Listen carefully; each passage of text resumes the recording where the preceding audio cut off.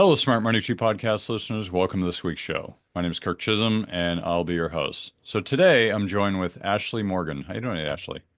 Good. How are you today, Kirk? Great, great. Glad to have you here. Well, this is a timely interview based on what's going on in the world. Ashley, tell us a bit about your background. So I'm a primarily bankruptcy attorney located right outside DC in Virginia. I've had my own practice for about 8 years now. I've been an attorney for a little over 11 years. Um, my entire career is basically focused on bankruptcy, debt issues, that kind of thing, and helping people sort of get through, whether it's tax debt, credit card debt, student loans, whatever that might be. Nice. Well, given what's going on in DC right now and the gutting that is going on in DC, I imagine you're going to be pretty busy. That's why I wanted to bring you on the show. What are you hearing today, kind of in that area? Well, we're here, everyone's hearing the news. We're hearing about the job losses that we're sort of seeing.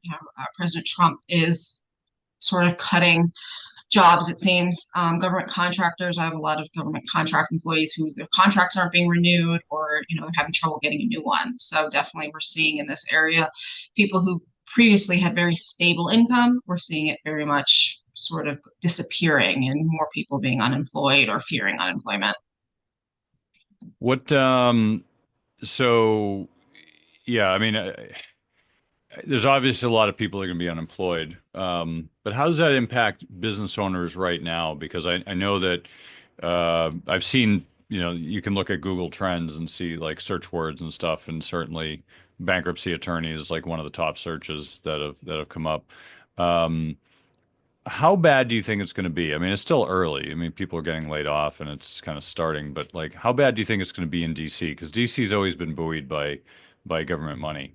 Yeah, I mean, I grew up in the area, so I lived the last recession in this area, and we got hit, but it wasn't. We're sort of insulated, and so without having sort of as much government money pumping in, I think we're seeing that sort of trickle down effect. So when you have government employees, government contractors who have ready income, those small mom and pop, the grocery stores, the HVAC guys, the doctors, all of them have stable income sort of trickling down. But when that stable money sort of is gone or is being limited, that trickle down effect, people spending less money, they're not doing renovations, they're just sort of trying to cut back on spending, and so we're going to see just less money making movements through consumers, and less spending means less income for just even the average Joe. Yeah. Yeah, absolutely. So let's say somebody's in the position where they might have to file for bankruptcy. Let's talk about what it is. So what is bankruptcy? What does that mean in the legal context? I mean, on the most basic level, bankruptcy is a legal process to deal with your debts. There's various different types, there's various different ways bankruptcy can progress, but on the most basic level, it is a court sanctioned, federally sanctioned way to eliminate or reduce your debt to a more manageable level. So what's interesting is you think about like the bankruptcy process. Like I don't know if other countries have this. I know a lot of countries they just say, "Well, you just owe money," Like, but we allow people to write off their debts. So, um, you know, when when people are thinking about this, like, what are some of the impacts that people should be? I mean, in some ways, this is a good thing, right? I mean, if you can just get rid of your debts and move on, like, what should people be thinking about? Like, how does the process work? So yeah, I mean, other countries do have bankruptcy. I'm not sure it is as sort of comprehensive. I've had clients who've had bankruptcies in Canada and other countries as well, but in the US, it is sort of designed to really give a fresh start to most people. How a bankruptcy impacts someone really has to do with their income, what kind of debts they have, and also their assets, because all those can dictate what they can qualify for, what sort of either repayment or liquidation things are looking like for them. Because, bankruptcy is about making sure, you're not left destitute, but there are limits. A lot of people come to me wanting to protect their house, and sometimes we can, sometimes we can't. Some states are better at protecting someone's house than others. So it really comes down to the specifics, unfortunately, in the situation.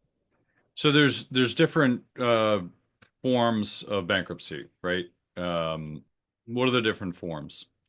So the most common types, there are actually many, but the most common four are Chapter 7, Chapter 13, Chapter 12, and Chapter 11. Chapter 7 is the most common bankruptcy. It's usually called a straight bankruptcy or a liquidation bankruptcy. That's 3 or 4 months, wipe away as much debt as possible, get a fresh start. Chapter 13 is a payment plan bankruptcy that's for a consumer usually. It's usually a 3 to 5 year plan where some debt's paid, maybe some debt isn't. You can restructure certain debts. You can, and interest rates can be reduced. And then Chapter 12 for farmers or fishermen, specifically in those industries. And then Chapter 11 is for either high debt level repay back for consumers or businesses. So typically, Joann's Fabric, they're filing bankruptcy again, and they did a Chapter 11. So when you hear about those big businesses, they're typically doing a Chapter 11. So what does that mean, Chapter 11? Because I have heard that a lot. So you just mentioned one that's doing Chapter 11. So what does that mean for them? So Chapter 11 is usually a restructuring for the business. So a lot of times it can be, let's reject some leases, let's close some locations. Maybe we have a balloon payment that needs to be restructured and we're going to spread that out over the next 3, 4 years instead of, having to make that large balloon payment right away. So it's really usually trying to give a business the ability to sort of move debt around, like usually paying it back, but trying to restructure where that money is going to keep them cash flow positive. Okay. So it sounds like for business owners, Chapter 11, Chapter 7 are kind of the most common. Yes, yeah. So Chapter 7 is a way for a business owner to close a business. It's basically a way to make sure that you've done what's necessary to liquidate the assets of the business. It's not all that common because it's not necessary all the time to close a business using a Chapter 7 process. Chapter 11 is fairly common, but it can be very cost prohibitive. So it's a lot harder for my mom and pop shops to do a Chapter 11 than, one of the big businesses. Okay. Um, so I imagine once you go through that, it's going to be bad credit. But if it's from a business, does that impact the individual who owns the business and their credit? So that's where it gets difficult because if when your business files bankruptcy, your business is a separate legal person. It doesn't directly impact the owner. However, if the owner's personally guaranteed debts, you have this issue that if the owner's not filing bankruptcy, it's hard to restructure because you're putting your business into bankruptcy. You're not yourself in bankruptcy. So that can cause problems. If there are no personal guarantees, there's no issues. And actually, it's a common misconception that your credit's actually bad after bankruptcy. A lot of people, if you're delinquent or you have missed payments, bankruptcy can actually improve your credit. Interesting. Okay. Um, so, um, what about things like houses? You had mentioned that earlier. How does how do houses come in? Because I know there's a lot of rules state by state. I know our state's rules. I know some others, but how do homes come into play when people are filing for bankruptcy? So when you file bankruptcy, you take a Chapter 7, someone's going and they're trying to get rid of as much debt as possible. There is the liquidation aspect. So if you have more assets than the law allows, the court can liquidate those assets to pay your creditors. Houses tend to be the most, sort of common question. Each state can dictate what's protected in a bankruptcy. So if you've been living in your state for at least 2 years, your state law controls what's protected. And so each state's sort of different. Some states, Texas, Florida, they have unlimited homestead. So if it's your primary residence, it doesn't matter if, it's worth $1 million. The running joke, that's why OJ lived in Florida, was because he wanted to be able to protect his house there after he was sued civilly. But then there are other states where you can only protect $20,000, $30,000 of equity. So it really comes down to specifics and the equity situation, where you're living, how long you've been there, things like that.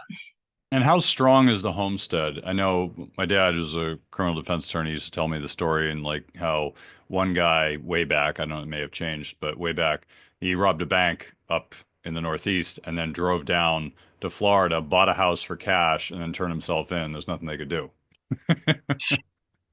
So, I mean, there are certain restrictions about how long you have to be in the state before homestead applies, but that is a state law question. Like here in Virginia, I can usually protect between 50 to 60,000 of equity in a house per owner of the primary residence. But then there's a marital protection called tenants by the entirety here in Virginia that You can protect an unlimited amount of equity if you and your spouse don't have any joint debts. So it really depends. But yeah, Florida and Texas are two states that have some of the strongest homestead protections. Like no liens, creditors can't get to it. California has a very high amount. It's not unlimited, but it's basically based on an average for the area your county your house is located in. But again, you have some states where it's no more than 10, 20,000. So it really comes down to your specific location. I thought I remember hearing Kenneth Lay and Jeffrey Skillings from Enron. I believe they had like houses of like $20 million houses in Colorado, I think it was, and they couldn't attach them. I don't know if it's been a while. It's been 20 years since all Yeah, that. no, Colorado is not something I'm familiar with. I mean, I've had clients out of Florida, Texas, and California recently, so I've been abreast of those laws, but I haven't looked at California's laws recently, unfortunately. So what are some things that people should watch out for if they're thinking, well, this is just kind of easy, let's just do it. What should people be thinking about? To a degree, if you're doing things right, it can be easy, but, there's always the concern you can only file so often, Chapter 7 only once every 8 years. So I'm always hesitant, if you don't have enough debt, I always worry about the next time, something bad hits, you lose your job or things like that.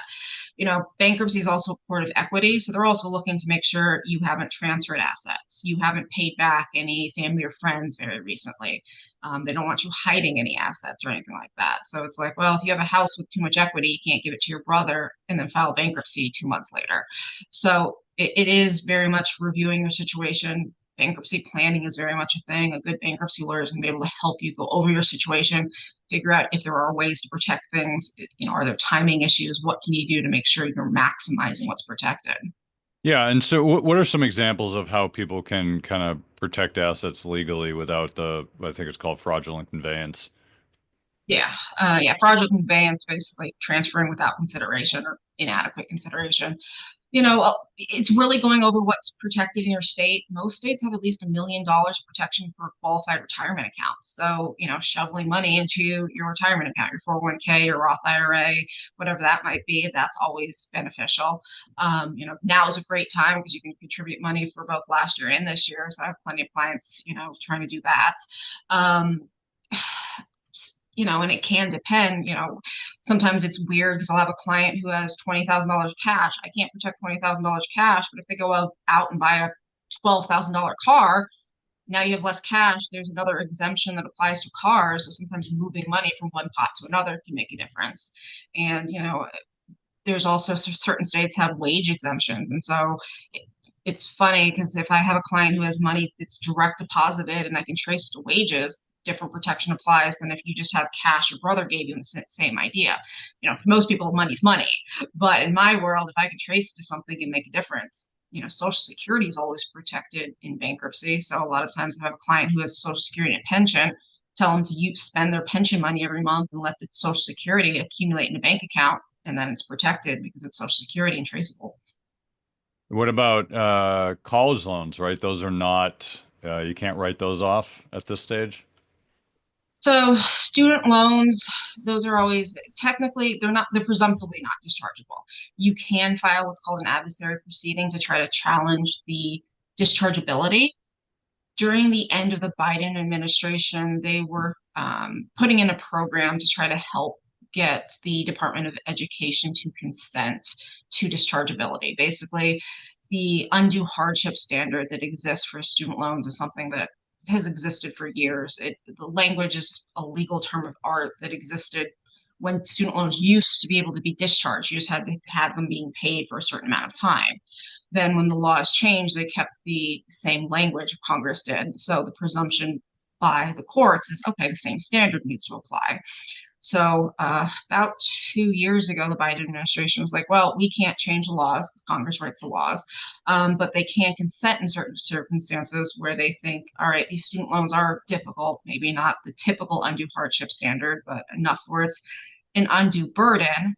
And for about 2 years, we were seeing the Department of Education consent to dischargeability in certain circumstances when you met certain criteria.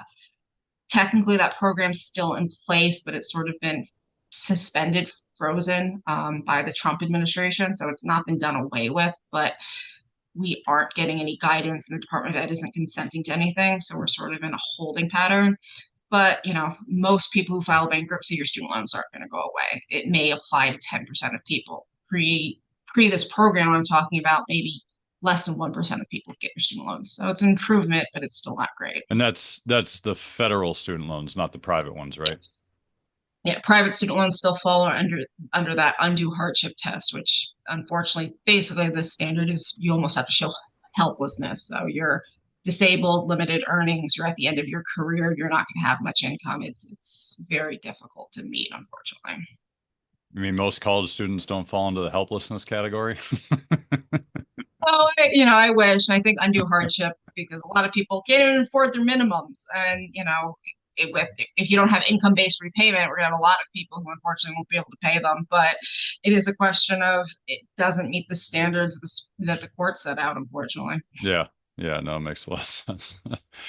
Um, cool. So, we're gonna wrap it up here in a minute.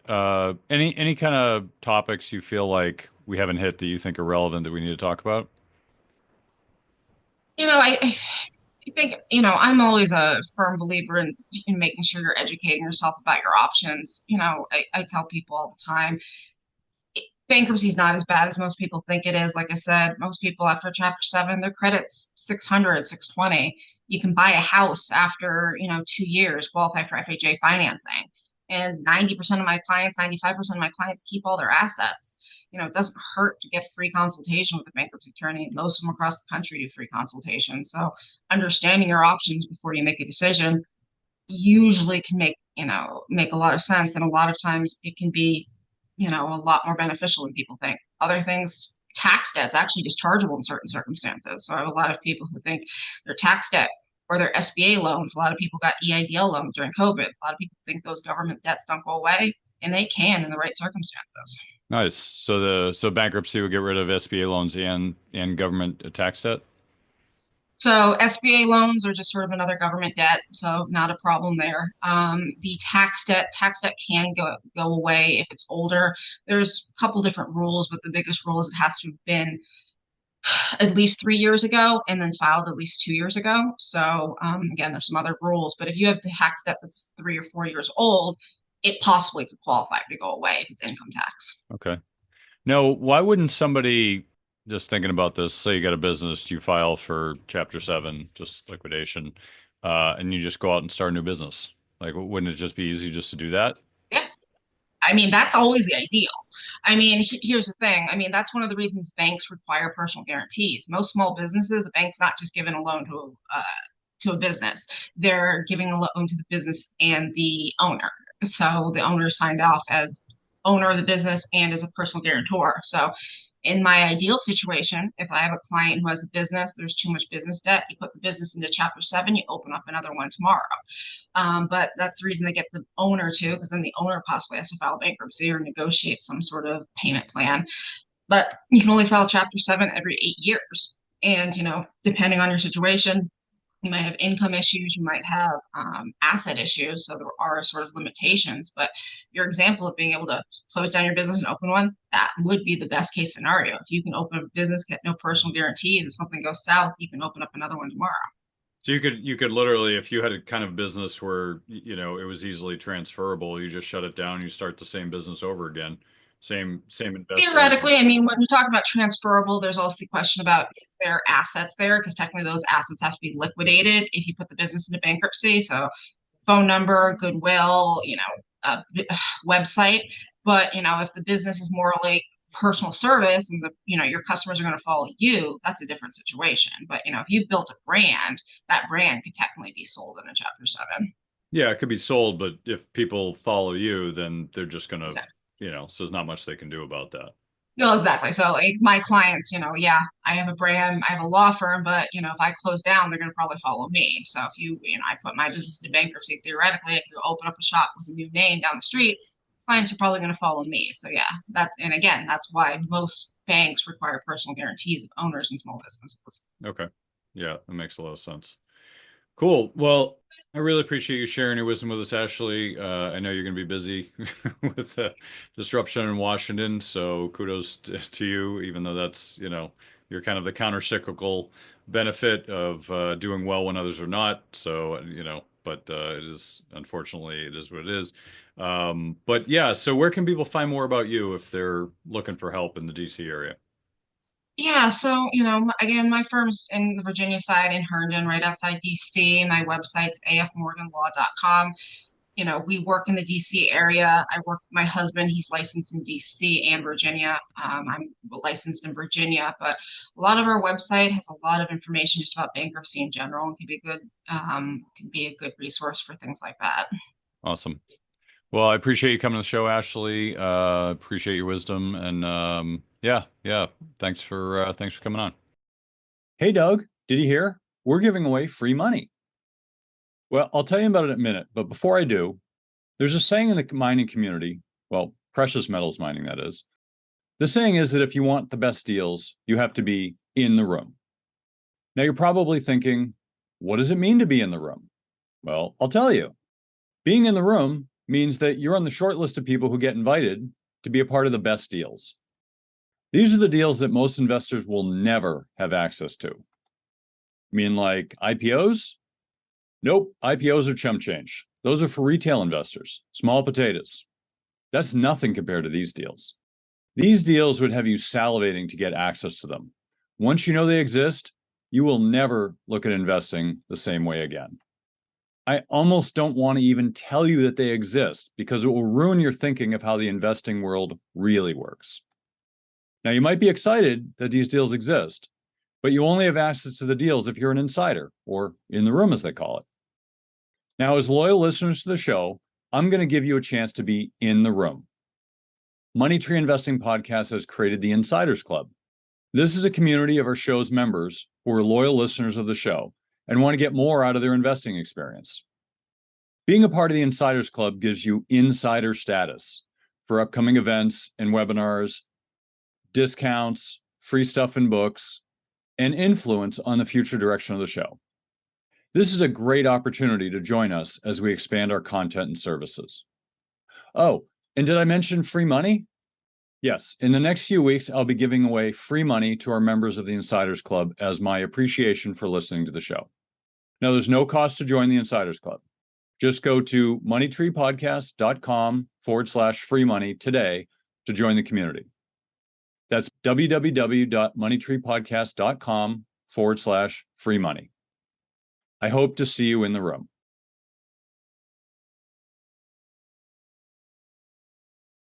All right, that was a great interview with Ashley. Really appreciate her coming on the show. Now we're into the panel portion of the show where we have our very own Barbara Friedberg. Hey, Barb. Good morning. Happy to be here. Glad to have you. And yeah, Barb, it's just gonna be me and Barb today. Doug had a last minute emergency, so it's just us chickens here, Barb. So, what were some of your thoughts from the interview? Well, she didn't make bankruptcy sound that bad, whi- which I thought was kind of a new view, but given that she is a bankruptcy attorney, I can understand her perspective. That is her bread and butter. But realistically, times are a little bit tougher than they have been in the past. Unemployment is creeping upwards. Prices are still quite high in contrast to several years ago. And an AI is swooping in and taking up a lot of jobs. And there are a lot of people out there suffering financially. And I think we can talk about that as well. Yeah, yeah. Well, it's interesting. I was laughing at your comments. You said she didn't make it sound so bad. It kind of reminds me of the movie Idiocracy with that drink Brondo. Just put Brondo on it. It'll be fine. Yeah. Why aren't the plants growing? Just pour Brondo on it. It'll be fine. It's like something for everything. Yeah, it's interesting. I mean, she certainly has more experience in this than us, but I find um I find the concept to be fascinating because some of the wealthiest people on the planet use bankruptcy as a tool. I mean, you look at Donald Trump. People make fun of him for bankruptcy and stuff like that. But that's a tool for businesses. Businesses use it all the time. And for better or worse, I think the challenge is when you're doing it with individuals, it becomes a lot more personal and emotional versus business owners who's looking at it and just be like, all right, how can I make money out of this? Right. It's a very different tool for a business owner. And so I did want to, I was talking to somebody yesterday about this. I wanted to share, and then I'll kind of get Barb's thoughts.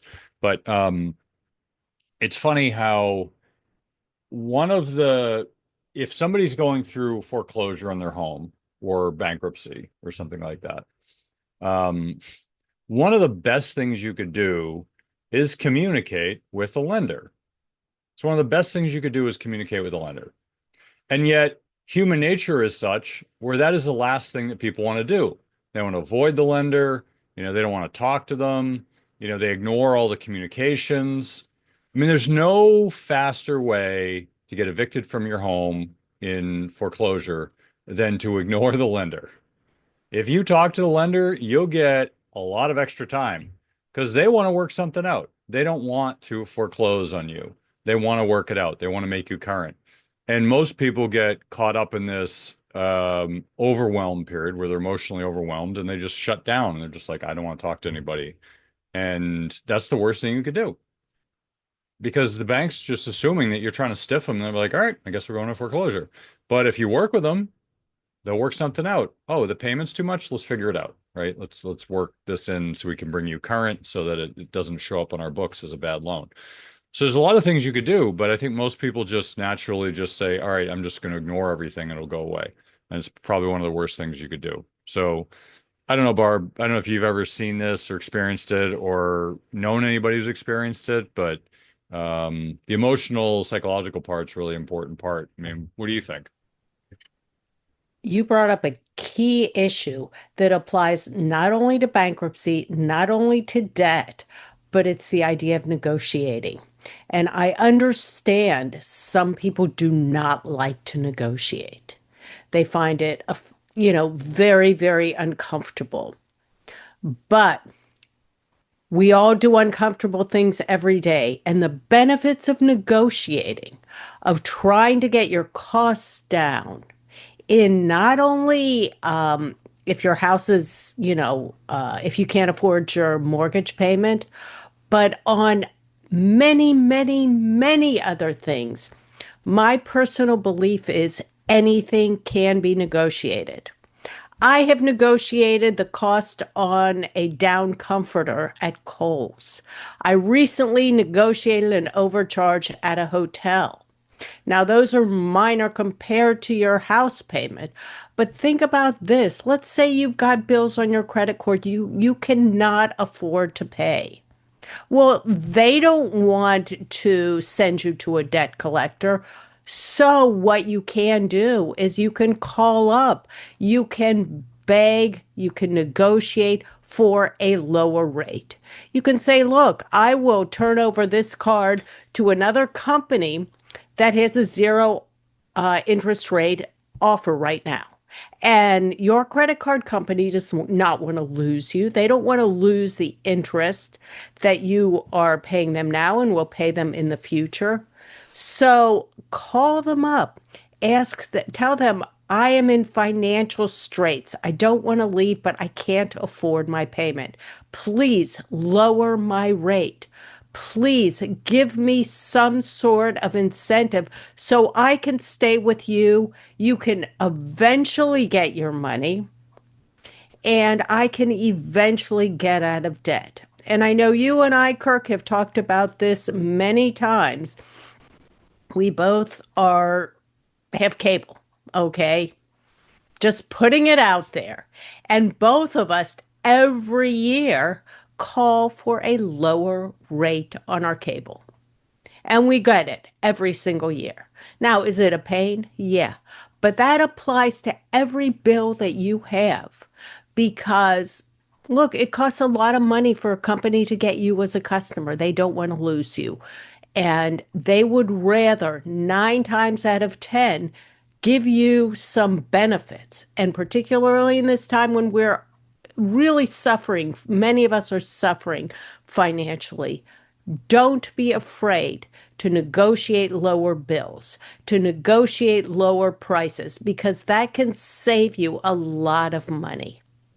Yeah, I love the fact you brought up negotiation, Barb, because it's funny in our culture, negotiating with people is seen as uncouth, right? It's very unappealing, and people are like, ugh, like I can't be seen doing that. It's just disgusting to me. But you go to places like India, and it's actually borderline offensive if you don't negotiate with them. Like it's expected. They'll be like, all right, it's $100, and then you're like, oh, $100, that's terrible, and then you negotiate down to like $20. But the point is, like, everyone does it. It's part of the culture. It's accepted, and they love Americans because Americans don't negotiate. So like, great, $100, okay, great. But if you think about it, like it's borderline offensive. Like they expect you to negotiate. It's like part of the process. And here, like we just don't do it. Like there was a time you could, as Barb said. I actually am able to get my cable for free, Barb, because I stopped paying for it because there's nothing good on TV. So I got the best rate of all. Um, I finally bit the bullet and just canceled because it's useless. I mean, I don't even watch it. So, um, Well, and you know what happens? You pay for cable, and then all of a sudden you want to watch a show, and it's like there's a charge on the show that you want to watch. yeah, it's gotten so absurd. I don't know how they're staying in business, but Verizon, Comcast, they sell you fiber and cable, the internet, which is pretty much the only reason they're staying in business now. Everyone's cutting the cord. But that being said, that landscape's changing quite a bit, but there's a lot of negotiation that can happen. So for cable, every year it comes up, you negotiate and be like, oh, I'm going to leave. I'm going to go to your competitor. Oh, well, let me see what I can do. And you go to it got to the point where they stopped negotiating. So I just said, put me to the termination line. They put you to the termination line and they will negotiate with you. So sometimes you have to understand how the system works. But I just canceled altogether because it was useless, and I actually moved away from Comcast and went to Verizon because Comcast was getting so bad in their customer service that I just had enough with them. But all these companies, I mean, my satellite radio, which I've had in my car for a long time, uh, you know, they want to charge me whatever it is, a few $100 a year, and I just told them no. I said I'm not paying that because the first rate was an introductory rate. It was like 70% discount and it was an introductory rate. And so after the first year went up, I said, "Yeah, I'm not going to pay that." And they're like, "Well, hold on a second," because they want subscribers. That's how they charge. They don't say, "Well, we have a million subscribers and 70% of them are a huge 70% discount." No, no, they just say, "I've got a million subscribers." That's what makes their shareholders feel good. So they've got me as a subscriber, but I pay like an obnoxiously low amount every month. It's like Spotify rates, it's like really, really low. Um, and frankly, when I get a new car, I'll probably get rid of it altogether because I'll just have my phone. But because it's not integrated, I have an older car, it doesn't do that. But the reality is that that's their competition. Why would I use satellite, radio when I can just have Spotify or Apple Music or any of these things? So when you're negotiating, you have to think about like what is it you're paying for, what's it worth, and is there room for margin of error? I mean, I know I'll give you some examples. So years ago, I would say 20 years ago, maybe more, I had I forget who I was using, but I had a phone carrier. I don't know if it was Verizon or it was another one, but anyway, I think maybe it was another one and then it changed names. But so I had a problem. I bought a phone, they screwed up, and they wouldn't bargain with me. And I said, clearly you guys screwed up. And they're like, well, you signed the contract. I'm like, no, you guys messed this up. And I just couldn't get through to anybody. And I talked to my buddy and he's like, you just don't know the trick. You got to call and you have to ask for the office of the president. What do you mean the office of the president? He's like, yeah, that's the VIP service. Call up if you have a problem, say, I want to speak to the office of the president. And they will send you the VIP service. Took care of it. They said, no problem, sir. They didn't know if I was on a VIP plan or not because you're supposed to. They're like, no problem, sir. We'll take care of it. Didn't have to argue. We just said, nope, we'll take care of it. It was like every company has one of these for their like corporate clients that they really, really want. And if you can figure out what the name of it is and go there, you're set. So I don't think it was Verizon. I think it was a different company. But now I'm drawing a blank. It was anyway. But the point being is every company has they have their borderline abysmal customer service call centers you go into, and then there's the VIP service. So if you ever get stuck, you can always find something there. But if you don't ask, you'll never get. And one thing that somebody told me a long time ago, and I thought it was extremely uncomfortable, but I thought it was a great idea. Is you go into Starbucks and you negotiate the price of a Starbucks cup of coffee. Of course, they're not going to negotiate with you, but why not? Like go in and try. What do you have to lose? You look stupid in front of a bunch of people you don't know. Like, what's the worst thing that could happen, right? And I thought it was a brilliant exercise. Go into some place, go into Target, go in somewhere and be like, that seems kind of high. Can you charge me a little bit less? And I'll tell you, you'll be shocked at how many people will be like, I'll help you out there. Like if you go into the supermarket and they're like, oh, do you have a frequent flyer card? Oh, sorry. I didn't bring it with me. Don't worry. I'll take care of you. And they got one there by the register, like, I'll just put this on mine. Serious. Like this stuff happens all the time if you just ask. You'd be surprised at how many people will give you a little bit of an edge if you ask for it. So I don't know. What other things have you seen, Barb, in your time, or what are some of the more fun ones you've done? I know you've got a few. Well, my parents were of depression age. And so we were raised with a very serious scarcity mindset. So I was just, it's in my DNA because it was with everything. How do you get the most amount of service goods for the least amount of dollars? And so right now, fortunately, of course, we didn't have TikTok, we didn't have Instagram or YouTube Shorts back in the day, but there are so many tips and ideas how to not only cut your spending and really seriously influence the costs of your lifestyle. And today, with inflation spiking, with job loss on the horizon, we're in kind of a difficult position, more so than we were in the past. And so I'd say make it your mission, even if you're not in a bad way now, because the future is uncertain, to get those tips and tricks and strategies and implement them to spend less than you can. For example, when you are buying a car, I was raised back in the day where car loans were actually kind of rare. You went in and bought a car and it was, you paid cash for it. Today, obviously, there's a lot of demand for cars because people are worried that tariffs are going to make them very, very expensive. But that doesn't mean that with a little persistence and initiative, you can't not only negotiate a lower loan rate, but also negotiate the price of the car. It's worth a try. So I would say if you don't try, like Kirk said, you are never going to know how much you can cut your costs. It's funny you mentioned cars because my wife just bought a car, and she and I are on opposite ends of the spectrum where I love negotiating and she hates it. She went in, test drove the car, took her long time to figure out the car she wanted. She went in there, she's like, okay, I want this car. Like, great, what's the cost? She gave me the number, and I was like, that's not the number. She's like, well, that's the MSRP number. That's the way you pay. I'm like, no, it's not. Like, that's definitely not. I end up saving her like 5 grand on the cost of the car.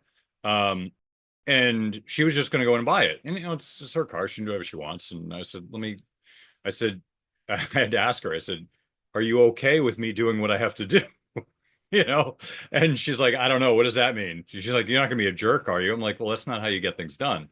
Like, you just might find it uncouth. Like, I get it. Like, we live in New England. We're Yankees. Like, ugh, couldn't be bothered to do such things. Like we're old.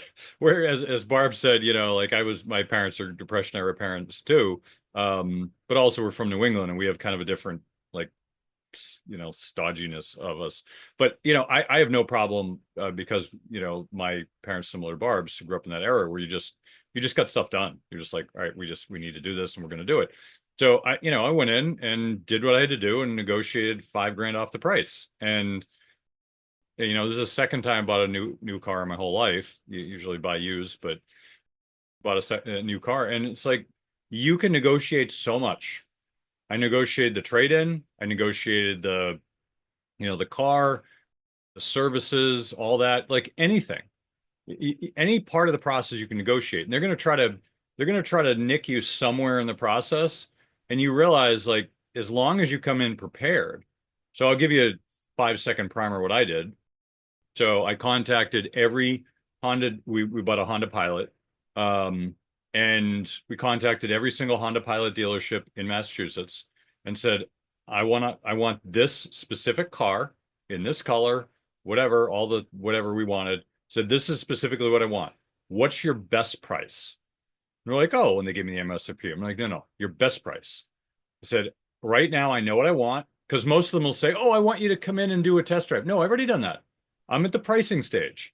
So if you give me the best price, I'll go with you. If you don't, I'm going to move on to the next person. What's your best price? And, asked them all, and there was a variety of numbers. Um, some of them was very little, and then they came back to be like, oh, you want to buy it? I'm like, no, you gave me a crappy price, and so I got it down to three dealers that were close to each other, and I said, all right, you're all close. Here's what I want. Can you do it? And one of them was like, I'll match and beat whatever the best offer is. I said, now you got me. Now you got me because I'm just going to go and beat up everybody else for the best price and then give it to you and say, here's what I want.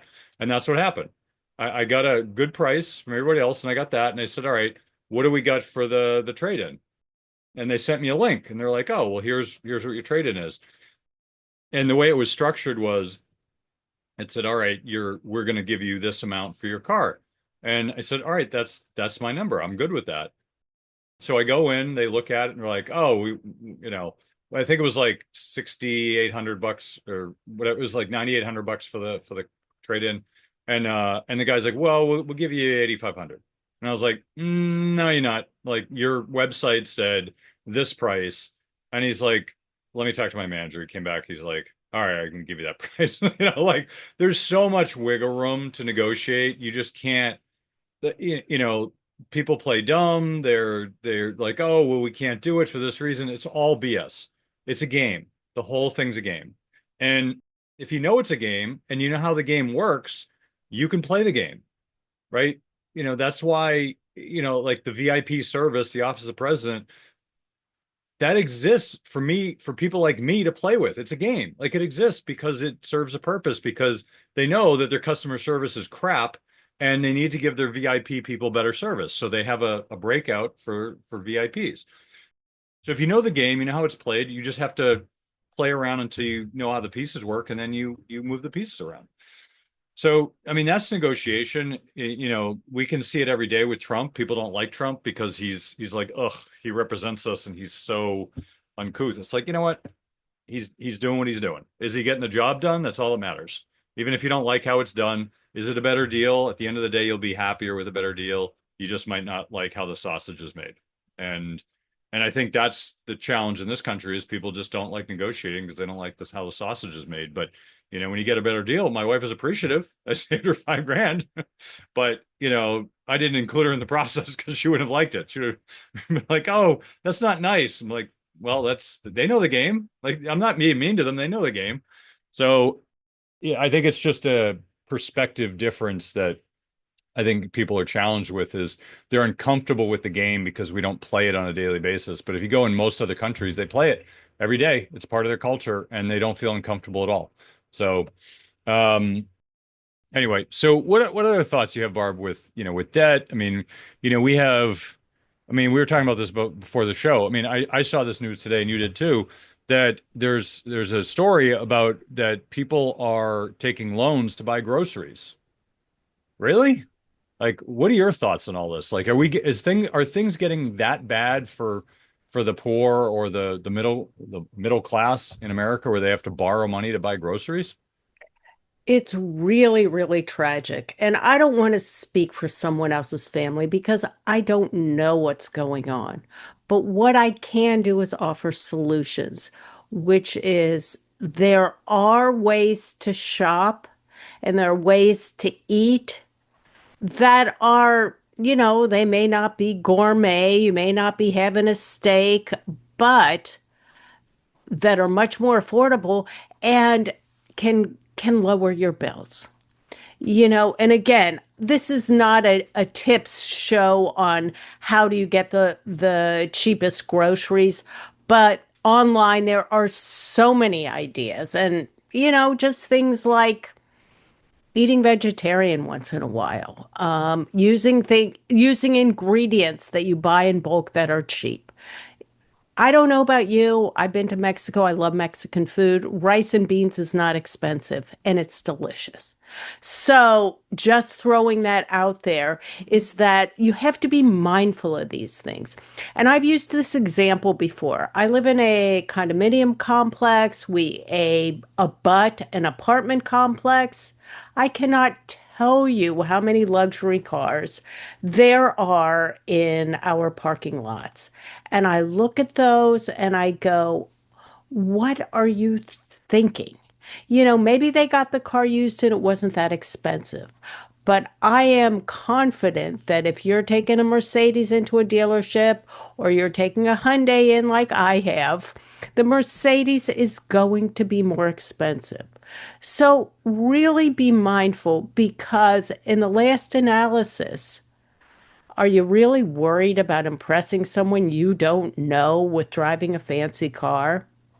My thinking has always been I don't want to be a target. Regardless of how much money I have or I don't have, I am not driving a fancy car so someone can just break into it and rob me. So, first of all, living affordably can be done wherever you live. You have to be mindful of it. You have to make a decision. And Kirk, before we wrap up, I do want to twist this conversation a little bit to get into investing because a lot of people who have debt say to me, well, I need to invest for my future, but I have debt. What should I do? Should I pay off my debt first? Should I invest first? And so I'd like to give just one little tip in this area before I turn it back over to you. If you work at a company that has a workplace retirement account and they match your contribution into your retirement account, you need to contribute the amount up to the matching dollar, whether it be 2%, 3%, 5%. Because if you don't, you're throwing money away. And so that is a no-brainer. You have to do that. You have to invest that money in a diversified portfolio of low-cost index funds, a target date fund, something to take care of your future. Don't have to invest any more than that. And with the rest of your money, you need to work on paying down your debt. And again, I turn that over to the internet. There are many strategies to pay down your debt. Make it a priority. Yeah, it's interesting. Kind of going back to what we were first talking about with groceries. I remember growing up in when I was in the 70s and early 80s. I mean, times were tough for a lot of people, and we were middle class, maybe upper middle, but we weren't hard up for money, but we certainly weren't, uber wealthy. I don't think anyone was back then. And I remember back then my mom would clip coupons. Like that was normal. That was just part of what you did. You clip coupons. Now, I don't know if people still do that, but now people would be like, ugh, coupons. But if you're struggling to put food on the table, there's nothing wrong with that. Like Barb said, there's a whole bunch of online bloggers that talk about this all day, like how to get cheap groceries. And look, food is expensive. I get it. We are paying so much money for our food now. I've got two teenage boys, and boys eat a lot of food, especially teenagers. And you know, I, it's I understand it's a necessity. There's many ways to eat. We don't eat out a lot, partially because of, it's just our lifestyle. But you can eat very simply at home, and you don't have to buy all this expensive stuff, and you don't have to, eat steak every night. There are ways to eat. But I was listening to somebody the other day, and I thought it was an interesting thought, which is, you know, if you go to other countries where people are starving, you can tell they're starving, right? They're really skinny. In this country, you don't find skinny, starving people in this country. You find starving people who are overweight, or say poor people. I don't want to say starving because no one's really starving in this country, but like poor people who are struggling to put food on the table. A lot of them are overweight.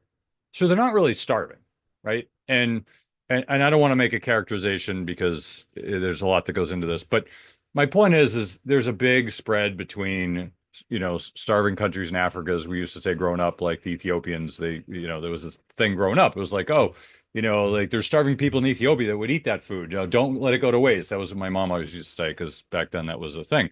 But, it's, I think we need to have some perspective in this country. The poorest people in this country are still the wealthiest 10% in the world.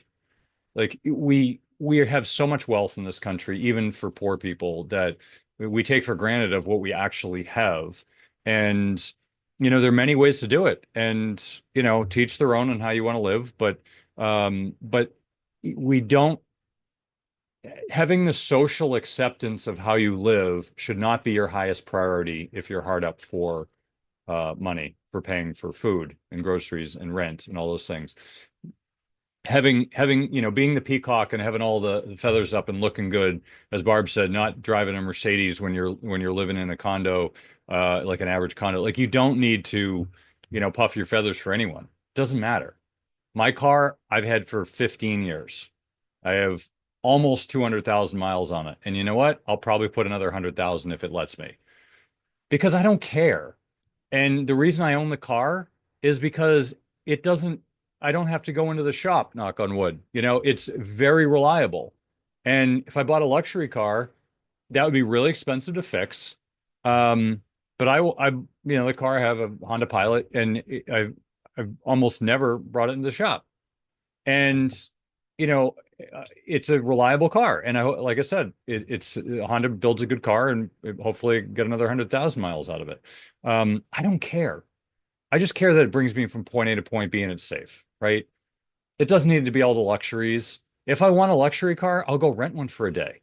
This comes back to my Turo conversation. If you want a luxury car, go on Turo and rent it for the day. You can get it for like $100 or less. Go get a Tesla you want to test drive it for a day. Just you can get it for like $50, $40 on a day. I would do that. I'm planning on it this summer. Like, get like a nice Corvette for like $150 for the day. Why not? I don't have to buy one. I'll just rent one for the day. It's great. You can drive around and show yourself off to all your buddies and then go give it back. And you don't have to pay all the other charges. So my point is there's many ways to live. You have to figure out what's important to you. If your social score is the most important thing to you, that's fine. If you're single, that might be important. If you're married with kids, it might not be. But you got to figure out what's important to you. And if looking good is more important than eating, then okay, that's your choice. We all have those choices. But that's not the choice I want to make. So as we kind of wrap it up here, Barb, what are some final thoughts you can leave people with? We're talking about debt and the state of the world. What do you think? Final thoughts. Final thoughts are be mindful about how you spend. Make a decision. Do you want to live a life for someone else, or do you want to live a life for yourself and your family? Do you want to spend a little time looking for affordable alternatives for the things you already buy?